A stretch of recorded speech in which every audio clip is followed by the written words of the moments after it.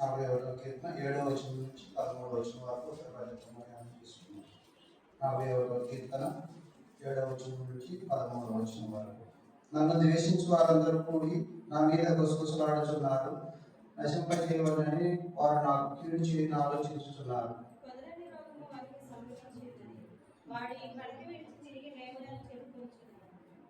నేను నమ్ముకుని నా వ్యక్తుడు నా ఇంట భోజనం చేసిన వాడు నన్ను తన్నుటకై తన మడిమనెత్తెను.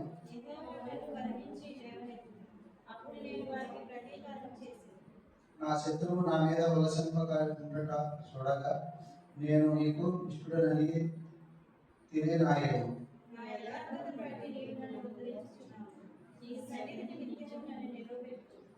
చూడవచ్చు, మనం చదువుకుందాం. ఇశ్రాయేలు దేవుడైన యెహోవా శాశ్వత కాలం నుండి శాశ్వత కాలం వరకు స్తుతింపబడును గాక. ఆమేన్, ఆమేన్, ఆమేన్. దేవుని పరిశుద్ధుడు దయచేసి కూర్చున్నాం. దేవుని పరిశుద్ధ నామానికి మహిమ గాక.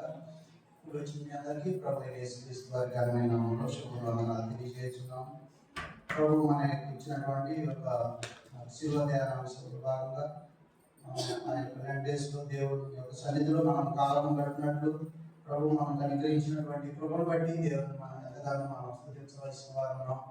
అందుకై ఆనాడు మరి మోషే మొదలుకొని దావీదు భక్తులు యేసుక్రీస్తు వారు కూడా ఆ యొక్క మరి ఉపవాస ప్రార్థనలో మరి ఆలపించినట్టు మనం బైబిల్ గ్రంథంలో చూస్తున్నాం. ఇంకా ప్రభునందు ఏమైన వాళ్ళ ఆ యొక్క ఎడారి యాత్రలో ప్రభు అయినటువంటి దేవుడైనటువంటి యెహోవా మరి ఆ యొక్క ఇశ్రాయేలు ప్రజలు 400 సంవత్సరాలు నడిపించి ఉన్నాడు కనుక మరి ఆ యొక్క దేశంలో వారందరూ కూడా ఆ యొక్క కానాని యాత్రలో మరి ఎంతగానో మరి దేవుని యొక్క కృపను పొందుకొని మరి ఆ యొక్క మోషే చేత 40 సంవత్సరాలు మరి మరలా అరణ్య యాత్రలో వారందరూ కూడా దేవుని సన్నిధిని వెతుకుతూ ముందు కొనసాగుతున్నప్పుడు అనేకమైనటువంటి ఇబ్బందులు, కష్టాలు, శ్రమలు వచ్చినప్పటికీ వారందరూ కూడా దేవునిపై ఆధారపడడం చేత దేవుని యొక్క సన్నిధిని వారు ఎలా కనుగొని ఉన్నారు. అటువలే మనం కూడా మన జీవితాల్లో ప్రభువైనటువంటి యేసుక్రీస్తు వారిని కలిగి ఉన్నట్లయితే ఎటువంటి శ్రమలైనా, నిందలైనా, ఎదురైన ఇబ్బందులైనా కానీ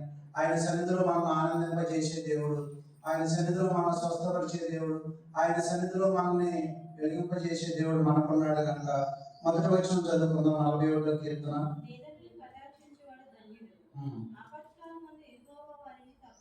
చాలు, అంత తలవంచుకొని ముసుగు ప్రార్థన చేసుకుందాం. దయగల తండ్రి, ప్రేమగా దేవుని ఘనమైన వందనాలు, స్తోత్రాలు తండ్రి. వేదము కటాక్షించేవాడు ధన్యుడు, ఆపత్కాలం మంది యెహోవాని తప్పించిన తెలియజేసినటువంటి వాక్య భాగాన్ని బట్టి వందనాలు, స్తోత్రాలు ప్రభా. ఈ కృపలో మేమందరము ప్రభా సాగిపోనట్లు ఈ దీనులము, దౌర్భాగ్యము, అనుకూలము, అయోగ్యము ప్రభా, ఎందుకు పనికిరానటువంటి వారం ప్రభా. అయినప్పటికీ ప్రభా మీరు ఆ యొక్క దేవదేవతలకు లేనటువంటి ఆహారాలు భుజించడానికి మీరు చూపించిన దేవునికి వందనాలు, స్తోత్రాలు ప్రభా.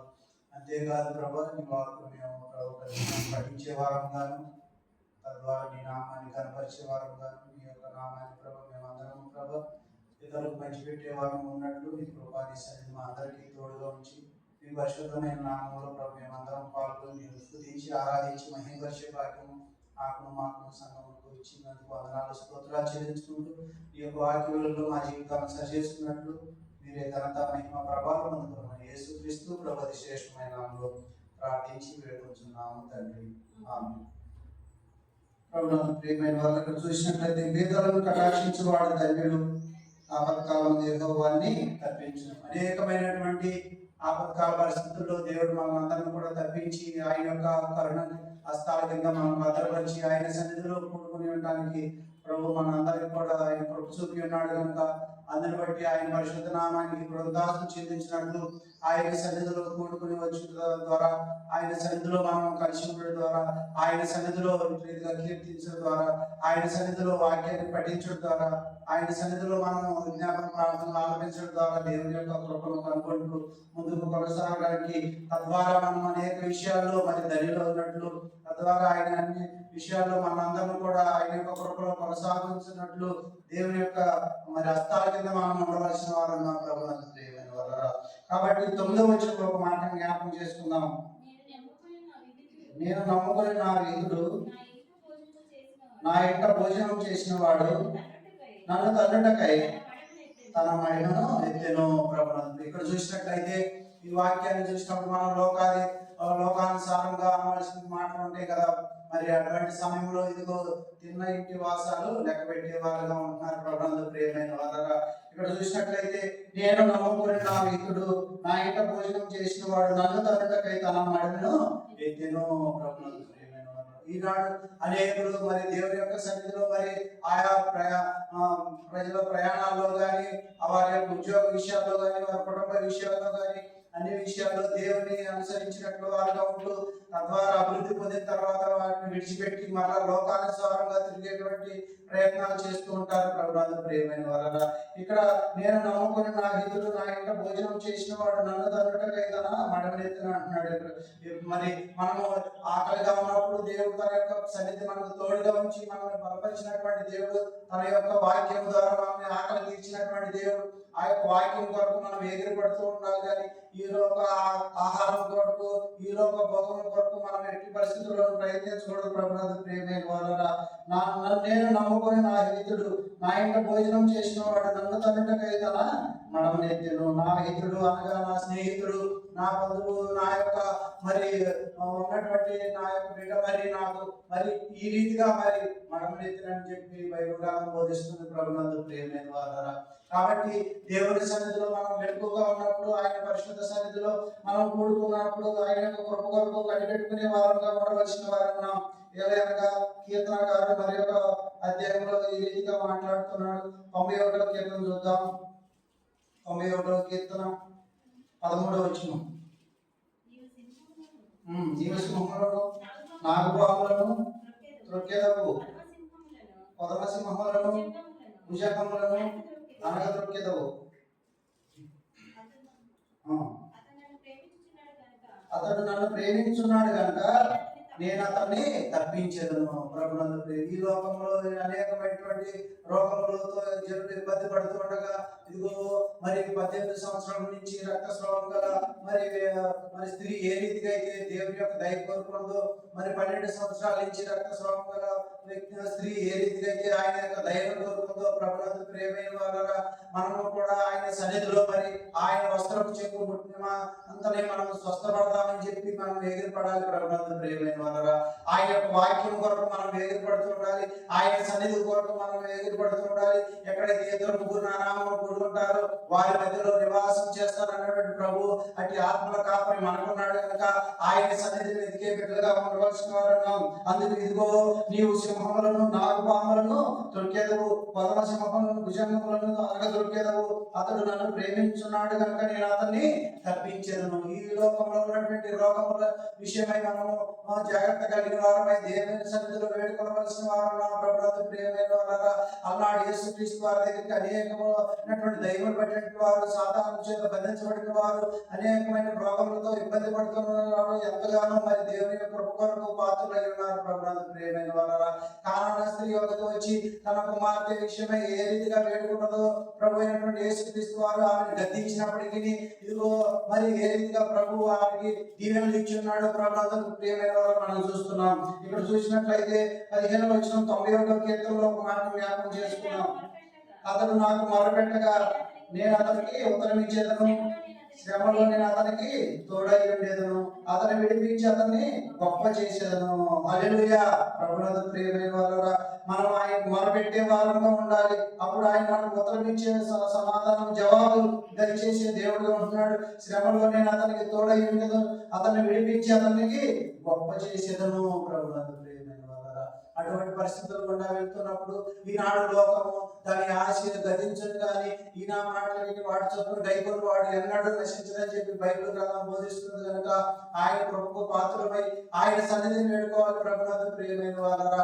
ఈ యొక్క లెంట్ డేస్ లో మరీ ముఖ్యంగా ప్రభు అయినటువంటి యేసుక్రీస్తు వారు ఏ రీతి అయితే ఆయన మరి ఆ యొక్క ఉపవాస దినాలు ఆరంభించి ఉన్నారు ప్రభునందు ప్రియమైన వారరా. అనగా మనం ఈ సంవత్సరం అంతలో కూడా మనం పనిచేయడానికి దేవుడు ప్రభు ఇచ్చి ఉన్నాడు. గత లెంట్ డేస్ నుంచి 10 days వరకు ఆయన కాపుదల ఇచ్చున్నాడు. అందుని బట్టి ఆయన కృతజ్ఞతలు చెల్లించినట్లు ప్రతి దినము కూడా ఆయన గడప యొక్క కనిపెట్టుకుంటూ మనం ముందుకు కొనసాగవలసిన వారు ఉన్నాం. ఎప్పుడైతే నువ్వు ఆయన యొక్క ఆధీనంలో ఉంటావో శత్రువైనటువంటి సాతాను క్రియలన్నీ కూడా లయపరచబడతాయి. ప్రభునందు ప్రియమైన వాళ్ళరా, ఇదిగో నా ఇంట చేరినటువంటి నా రీతుడు నన్ను తన్నుటకై తన మడము ఎత్తెను అని చెప్పి బైబిల్ గ్రంథం బోధిస్తున్న ప్రభునందు ప్రియమైన వాళ్ళరా, ఇక్కడ కీర్తనకారుడు ఈ యొక్క విషయాన్ని మరి ఎలుగెత్తి చాటుతున్నాడు. ఇదిగో నేను నమ్ముకుని నా నావిహితుడు నా ఇంట భోజనం చేసిన వాడు నన్ను తన్నుటకై తన మడమను ఎత్తెను. ప్రభునందు ప్రియమైన వారు, మనం ఏ రీతిగా దేవుని సన్నిధానంలో అటు సేవా జీవితంలో అటు దేవుని యొక్క కృపలో మనం పాత్రలుగా ఉంటున్నాం. ప్రభునందు ప్రియమైన వారు, ప్రభు అయినటువంటి యేసుక్రీస్తు వారు పరిచారం చేయించుకోవడానికి రాలేదు, కానీ పరిచర్యను చేయటకు అనేకులకు క్రయదానంగా తన ప్రాణమును ఇచ్చాను అని చెప్పి బైబిల్ గ్రంథం బోధిస్తున్నాను.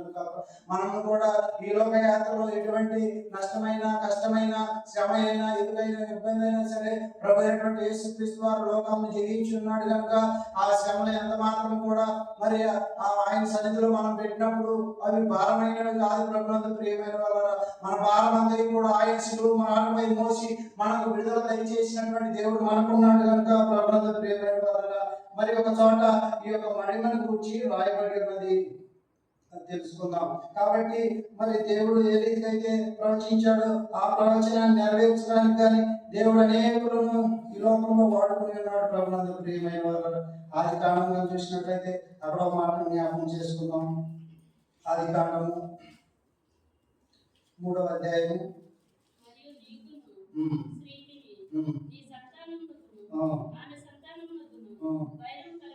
3వ అధ్యాయం 15వ వచనం, మరియు నీకును స్త్రీకి నీ సంతానముకు ఆమె సంతానముకు వైరము కలుగజేసేదను, అది నిన్ను తల మీద కొట్టును, నీవు దానిని మడి మీద కొట్టుదు అని చెప్పాను. ప్రభునందు ప్రియమైన వాళ్ళ, దేవుడైనటువంటి యెహోవా ప్రవచనాన్ని మరి ప్రభు అయినటువంటి యేసుక్రీస్తు వారు నెరవేరుస్తున్నట్లుగా మనం చూస్తున్నాం. ప్రభునందు ప్రియమైన వాళ్ళ, అందుకే కీర్తనకారుడు ముందుగానే ఎలుగెత్తి ప్రభు అయినటువంటి యేసుక్రీస్తు వారి కంటే ఎన్నో వేల మరి సంవత్సరాల క్రితం దేవుని సన్నిధిలో గోజాడుతున్నాడు. ప్రభునందు ప్రియమైన వాళ్ళ, తన యొక్క భక్తులకు ఆ విషయాన్ని తెలియజేస్తున్నాడు.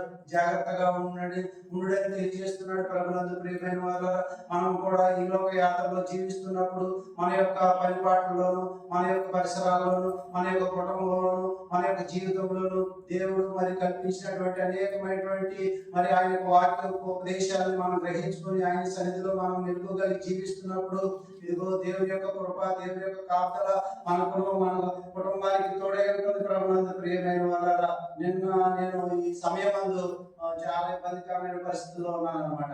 ఒక పాత కోళ్ళ ఫారం దగ్గరికి వెళ్ళి అక్కడ కొన్ని బాతులు పామురాయి అలాగే కొన్ని గిన్నె కోళ్ళు ఉంటే చూస్తా ఉన్నాను అన్నమాట. అంతకుముందు రోజు కర్ర తీసుకెళ్ళి అక్కడ ఒకటి కొద్దిగా లేవట్లేదని చెప్పి కర్రతో పడటం జరిగింది. మరి నిన్నటి దినాన వెళ్ళి మామూలుగానే ఉండి చూస్తున్నాను అనమాట. అటు పచ్చగా ఉంది వాతావరణం అని చెప్పి చూస్తూ ఉంటే అక్కడ ఒక కరివేపాకు చెట్టు ఉంది. అంతకుముందు చూసినప్పుడు గుబురుగా ఉంది, కొన్ని కొమ్మలు చేసినట్లుగా ఉన్నాయి. ఎవరో కోసుకెళ్ళి ఉంటారులే అనుకుని అటు చూస్తా ఉన్నా. నేను ఇలా తిరిగి ఇలా చూస్తున్నాను, ఈ మూలకి ఇక్కడ నుంచి అక్కడి ముస్సు అంటా వచ్చేసింది. ఏదో కప్పో ఏదో ఒకటి అనుకున్నాను. చూస్తే పాము నా పక్క నుంచి ఇట్లా వెళ్తుంది అనమాట. కాబట్టి పైప్ అంత లా ఉంది, 15 feet ఇక్కడి నుంచి అంత దూరం ఉన్నాను. నడుము దగ్గర నుంచి తోక భాగం చూడటానికి చాలా సేపు పట్టేది. అది ఇట్లా ఉన్నాను కదా, ఇట్లా సౌండ్ వచ్చిందని ఇట్లా తిరిగేసరికి అది చూసేసాడు. నేను డబ్బు బాగిపోయింది. ఆ బుస మామూలుగా అయితే దాక్కునేది, అది ఒక కాటించడానికే వచ్చి ఉంటుంది. ప్రభుత్వం ప్రియమైన వారు, కాబట్టి వాటన్నింటి విషయంలో మనం దేవుని సన్నిధిలో జాగ్రత్తగా ఉండవలసిన వారు ఉన్నాం. ప్రభుత్వం ప్రియమైన వారు, ఇంకేముంది తల తిప్పేసాడు అనుకుని అది భయంతో అది అక్కడ పారిపోయింది. కానీ పాము మాత్రం చాలా పొడవు ఉంది, చాలా లాభం ఉంది అనమాట. కాబట్టి అటువంటి విషయాల్లో మనం దేవుడు మనల్ని మరణం నుంచి మనం తప్పించే దేవుడుగా ఉంటున్నాడు. ప్రభుత్వం ప్రియమైన వాళ్ళ, ఇక్కడ వాక్యం చదువుకునే ఉన్నాం కదా. 91వ కీర్తనలో దేవుని యొక్క కృప కొరకు మనం పాత్రలు ఉన్నట్లు దేవుని యొక్క సన్నిధిలో ఆయన కృపా జీవితం మనం కలిగి ఉన్నప్పుడు దేవుడు మనకు రక్షణ వస్త్రాన్ని ధరింపజేసి ఆయన సన్నిధిలో మనం నిలబెట్టే దేవుడుగా ఉంటున్నాడు. ప్రభుత్వం ప్రియమైన వాళ్ళ, ఎలా 91వ కీర్తన 13వ వచనంలో నీవు సింహములను నాగు పాములను తొక్కేదవు, 10వ సింహములను భుజంగములను అనగదొక్కేదవు, అతడు నన్ను నన్ను ప్రేమించున్నాడు కనుక నేను అతన్ని తప్పించదను. హల్లెలూయా. మన విషయంలో దేవుడు అనేకమైనటువంటి రోగాల విషయంలో కానీ, అనేకమైనటువంటి ఇబ్బందుల విషయంలో కానీ, అనేక శ్రమల విషయంలో కానీ దేవుని యొక్క సన్నిధి మనకు తోడుగా ఉన్నది ప్రభునందు ప్రియమైన వారరా. కాబట్టి మనం ఆయన ఇచ్చినటువంటి సర్వాంగ కవచాన్ని మనం ధరించుకోవలసిన వారు ఉన్నాం. అందుకే ఎఫెసీయులకు రాసిన పత్రికలో చూసినట్లయితే ఒక మాట జ్ఞాపకం చేసుకుందాం. ఎఫెసీయులకు రాసిన పత్రిక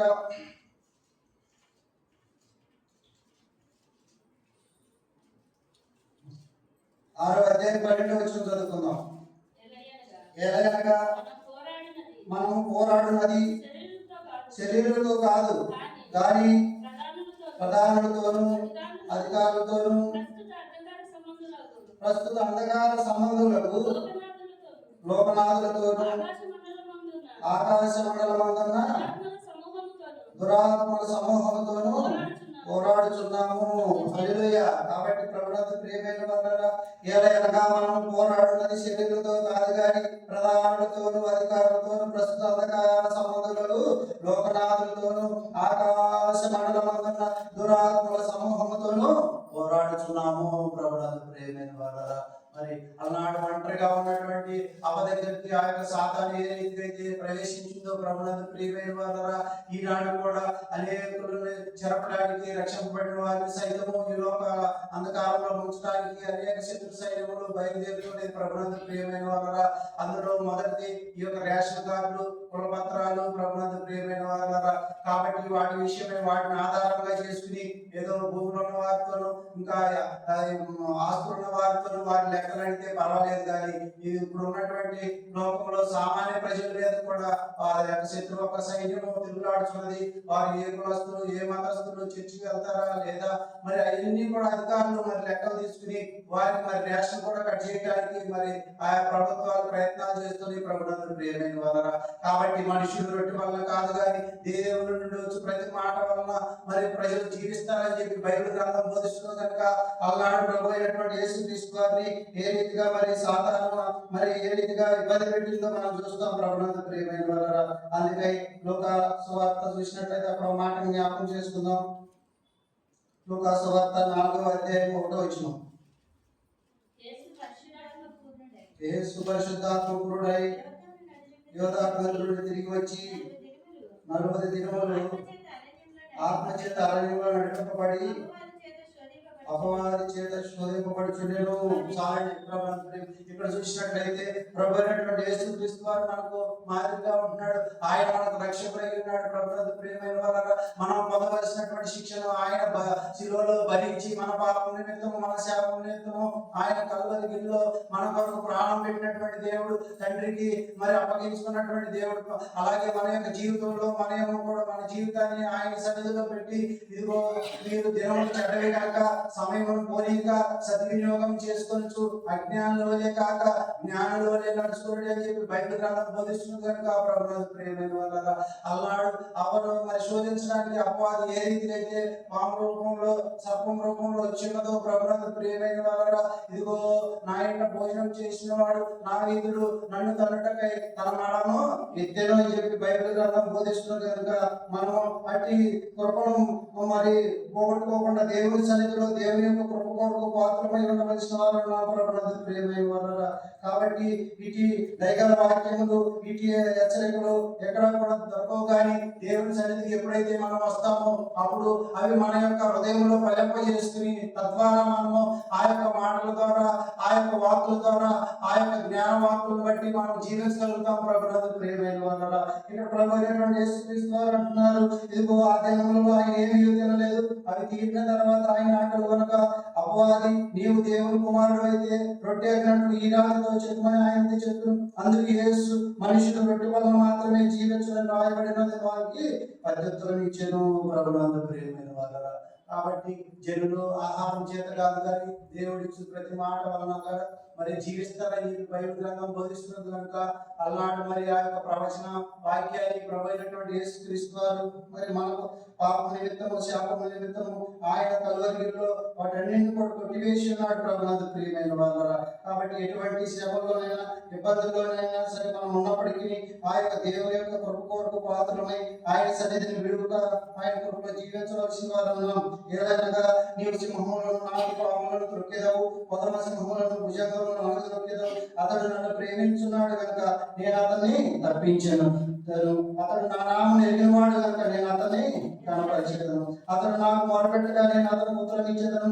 శ్రమలో నేను అతనికి తోడై ఉండేదను. ప్రభునందు ప్రియమైన వారా, ఎటువంటి శ్రమ అయినా, అనారోగ్యమైన, ఎక్కడైనా ఇబ్బంది అయినా దేవుని యొక్క సన్నిధికి వచ్చి ఆయన కృపలో కాలం గడిపినట్లు తండ్రి అయినటువంటి దేవుడు, కుమారుడైనటువంటి దేవుడు, పరిశుద్ధాత్ముడైన దేవుడు మనకు ఇచ్చినటువంటి ప్రతి విషయమైన ఆయన కొనియాడవలసిన వారు నా ప్రభునందు ప్రియమైన వారా. అంతేకాదు ప్రభు కొరకు మనం వేడుకున్నప్పుడు తండ్రి అయినటువంటి దేవుడు మనకు తోడుగా ఉండి మనం నడిపించే దేవుడు అంటున్నాడు ప్రభునందు ప్రియమైన వారా.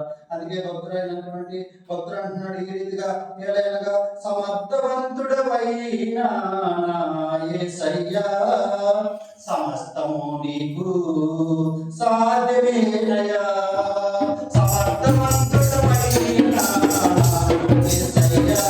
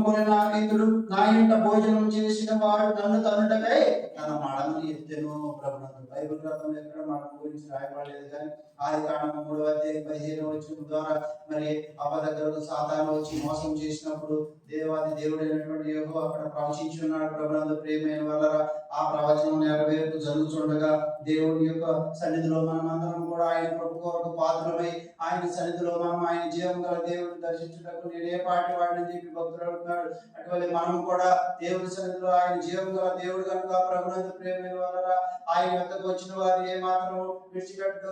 ఆయన వద్దకు వచ్చిన వారికి న్యాయం తీర్చే దేవుడు మనకున్నాడు కనుక ఆయన వద్దకు వచ్చిన వారు ఎటువంటి రోగంతో, ఇరుకులో, ఇబ్బందుల్లోని, శోధనలో నుంచి తప్పించడానికి ఆయన మార్గం సిద్ధపరిచి ఉన్నాడు కనుక యెషయా గ్రంథము 61వ అధ్యాయము 2వ వచనం చదువుకుందాం. యెహోవా హితవత్సరము మన దేవుని ప్రతిదాన దినము ప్రకటించున్నాడు.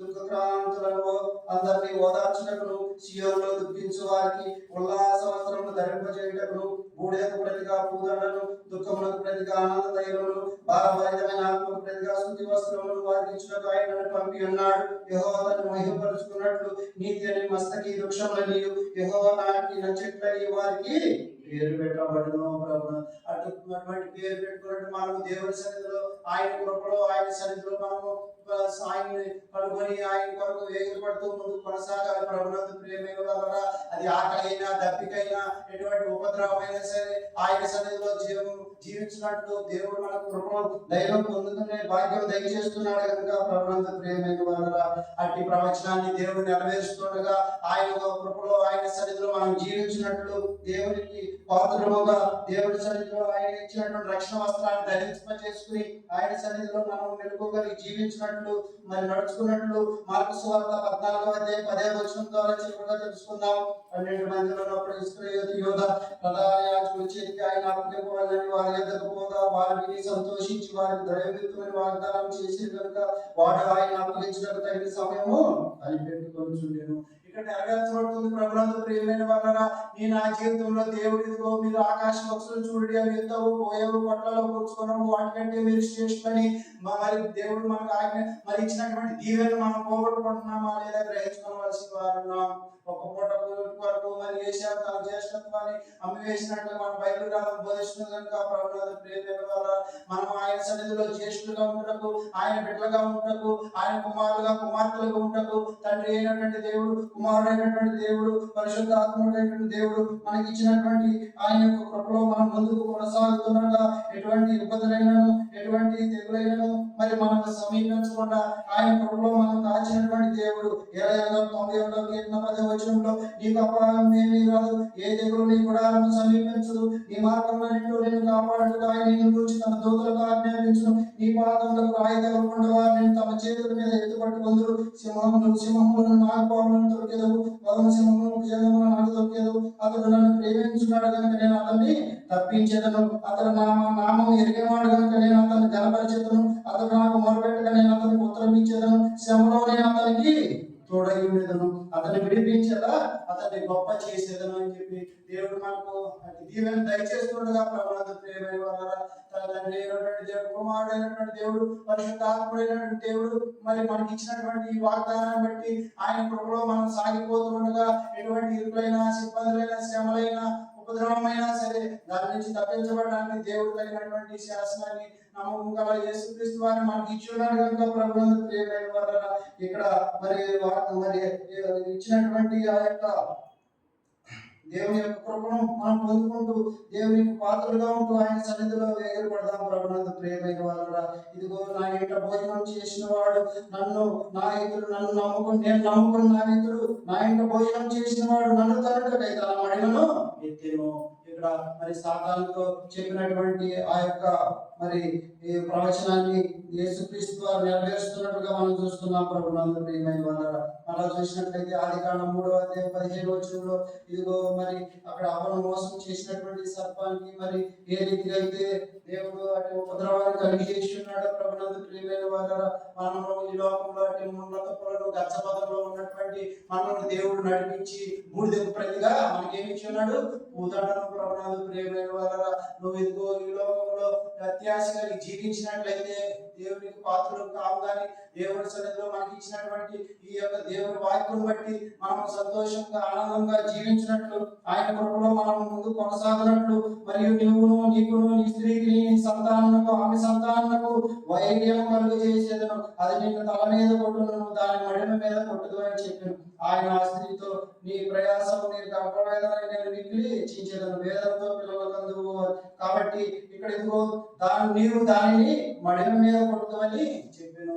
ప్రభునందు ప్రియమైన వారా ఎటువంటి శ్రమ అయినా సరే మన యొక్క మడి మీద అనేకమైన శత్రు బాధలు ఉన్నప్పటికీ ప్రభు కరుణించి కాపాడి తన యొక్క గాయపడినటువంటి హస్తముల ద్వారా మనందరం కూడా సేవ తీస్తున్నాడు ప్రభునందు ప్రియమైన వారులారా. కాబట్టి ఎటువంటి ఉపద్రవమైన ఇరుకైనా సరే మరియు ఉన్నట్లయితే దేవుని సన్నిధిలో మనం పెట్టినప్పుడు ఆయన యొక్క సన్నిధిలో ఆనందిస్తూ సంతోషిస్తూ ముందుకు కొనసాగే బిడ్డలుగా ఉండడానికి ఆయన ప్రభు చూపుతున్నాడు కనుక ఇక్కడ ప్రధాన యాజకుల చేతికి ఆయన అప్పగించవాలని వారి వద్దకు పోగా వారిని సంతోషించి వారికి ద్రవ్యవిత్తమని వాగ్దానము చేసిరు కనుక వాడు ఆయన అప్పగించడం తగిన సమయం కొరకు కనిపెట్టుచుండెను. మనం ఎటువంటి శత్రు సైన్యములకు నమ్మకుండా ప్రభునందు ప్రియమైన వాళ్ళ ఆయన సన్నిధిలో ప్రభు అయినటువంటి యేసుక్రీస్తు వారు నీ నా భారమంతా కూడా తన శిలువలో పెట్టి మనందరం కూడా మరి తన యొక్క కృపలో కాచి కాపాడి సాతాను యొక్క తలను చిత్తకొట్టినటువంటి ప్రభు అయినటువంటి యేసుక్రీస్తు మనకున్నాడు కనుక ప్రభునందు మనకి ఎటువంటి భయము లేదు. ప్రభునందు ప్రియమైన వాళ్ళ ఆయన సన్నిధిలో ఆనందించి సంతోషించే వారు ఉన్నట్లు ఆయన కృపలో మనం మరి పంపారు పొంది జీవించినట్లు దేవుని యొక్క తన సన్నిధి కాపుదల మనందరికీ తోడైండి కాచి కాపాడును గాక. ఆమేన్.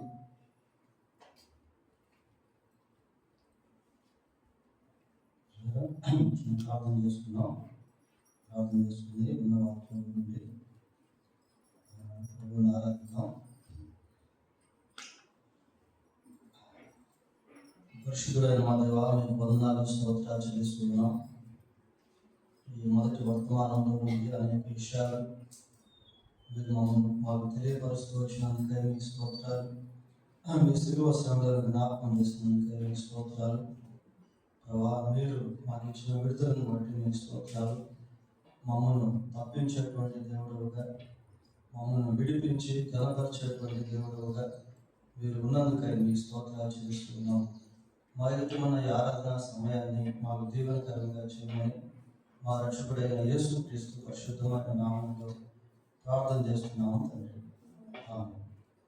ఇలా మనం ప్రభు బలం కలిగి ఉన్నాం కనుక ఆరాధించేటువంటి వారందరూ కూడా క్లుప్తంగా బిగ్గరగా దయచేసి ఆరాధించవలసిందిగా మనం చేస్తూ ఉన్నాం. ప్రభు యొక్క శిలువను జ్ఞాపకం చేసుకుంటూ ప్రభుని ఆరాధిద్దాం. వర్తమానాన్ని కూడా జ్ఞాపకం చేసుకున్నాం. దీర్ఘ